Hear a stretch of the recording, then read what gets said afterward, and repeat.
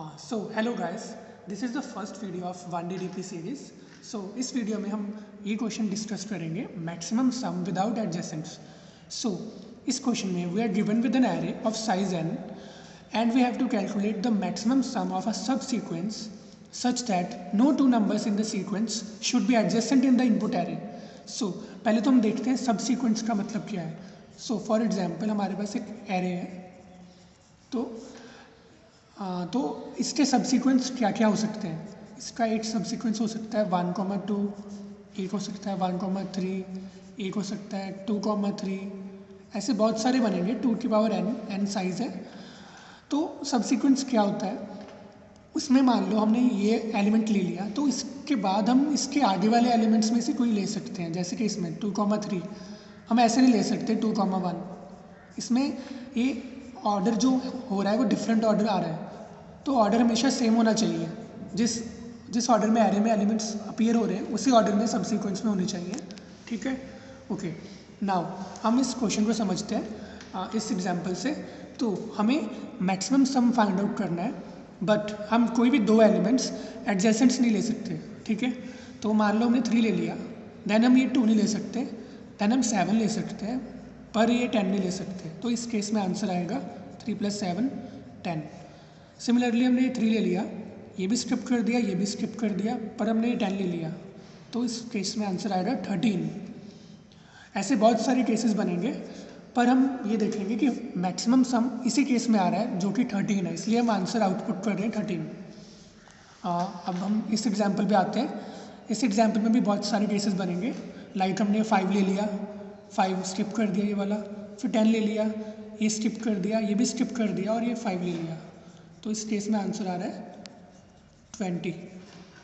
Similarly हमने ये 5 ले लिया, ये स्किप कर दिया, ये भी स्किप कर दिया, ये 100 ले लिया, ये भी स्किप कर दिया, और ये 5 ले लिया, तो इस केस में आंसर आ रहा है 110। ऐसे और भी बहुत सारे केसेस बनेंगे, बट हम ये देखेंगे कि आंसर जो मैक्सिमम सम आ रहा है वो 110 आ रहा है।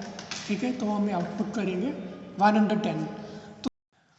तो हमने क्या ऑब्जर्व किया है, हमने ये देखा है कि हमें हर केस कंसिडर करना पड़ेगा, हम तभी बता सकते हैं कि किस केस में मैक्सिमम आंसर आ रहा है। तो हम क्या यूज़ करेंगे, हम रिकर्जन यूज़ कर सकते हैं। ठीक है, तो मान लो हमारे पास जब एरे था 3, 2, 7, 10 है ना, तो हमने क्या किया, हमने फंक्शन कॉल की पूरे एरे पर, मतलब f(4) हमारा साइज़ है ना, पूरे एरे पे कॉल किया। तो अब हमारे पास लास्ट एलिमेंट के लिए चॉइस है 10 के लिए, कि हम उसे ले भी सकते हैं और नहीं भी। तो हमने जब ले लिया तो हम 10 प्लस कर देंगे, और प्लस में क्या करेंगे, जो भी आंसर आएगा n-1 एलिमेंट तक, ठीक है, तो वो आएगा f3 से, है ना। और दूसरा केस क्या बन सकता है, हमने ये 10 नहीं लिया, तो सिंपली जो भी आंसर f3 देगा हमें वही आंसर f4 का आएगा। तो हमें इन दोनों का मैक्सिमम जो भी आएगा वो f4 आएगा हमारा, है ना। सिमिलरली f3 भी ऐसे ही कॉल करेगा, f3 ने कॉल किया f2 पे, और जब हमने 7 ले लिया और हम ये 7 नहीं भी ले सकते, तो सिंपली f2 आ जाएगा। तो हम ये देख रहे हैं रिकर्जन से क्वेश्चन तो हो जाएगा, पर टाइम लिमिट एक्सीडेड हो जाएगी। क्यों होगी, क्योंकि हम बार बार f3 कॉल कर रहे हैं। एक बार हमें f3 का आंसर मिल गया तो there is no need to calculate again, है ना। तो हम क्या कर सकते हैं, f3 का आंसर पहले स्टोर कर लें, एक बार जब हमने निकाल लिया दैन उसे यहाँ पे यूज़ कर लें, है ना। तो ये हम कैसे कर सकते हैं, डीपी से कर सकते हैं easily. Okay, so let's try to apply DP on this question. Okay, तो इस क्वेश्चन में हम 1D DP बनाएंगे, क्योंकि हमारे पास सिर्फ एक ही वेरिएबल है n जो चेंज हो रहा है। तो हम एक DP बनाएंगे n+1 साइज़ का। n+1 इसलिए क्योंकि हमें एक बेस केस स्टोर करना है DP0 पे, when number of elements is 0। इस केस में हम मैक्सिमम सम क्या आ सकता है, ऑब्वियसली 0, है ना। ओके, तो हम DP बना लेते हैं।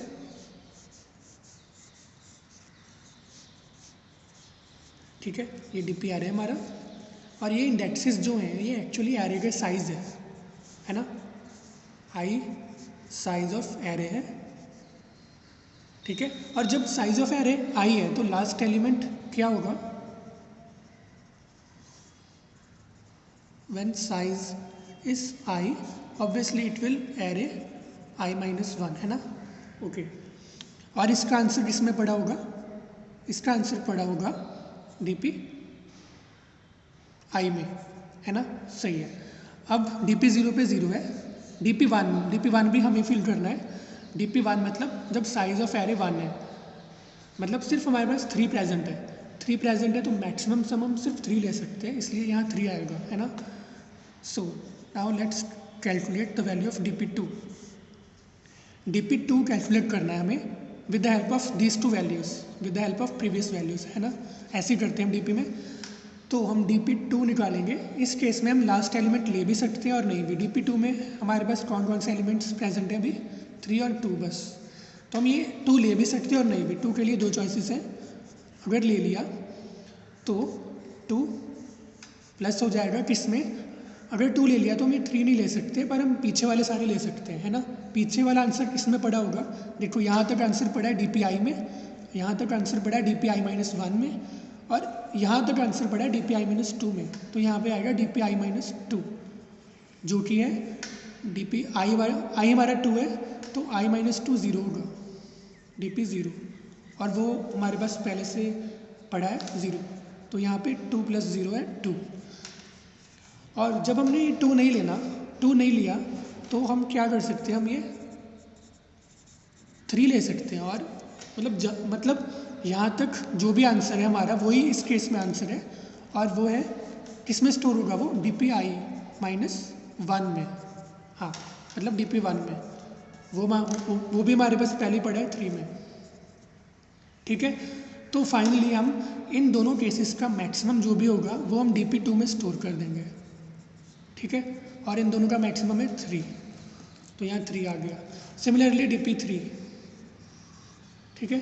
3 में हमारे पास कौन कौन से एलिमेंट प्रेजेंट है, 3, 2 और 7, और हमारे पास 7 के लिए चॉइसेस हैं, 7 ले भी सकते हैं और नहीं भी। 7 ले लिया तो हम ये 2 नहीं ले सकते, पर यहाँ तक सारे एलिमेंट्स ले सकते हैं।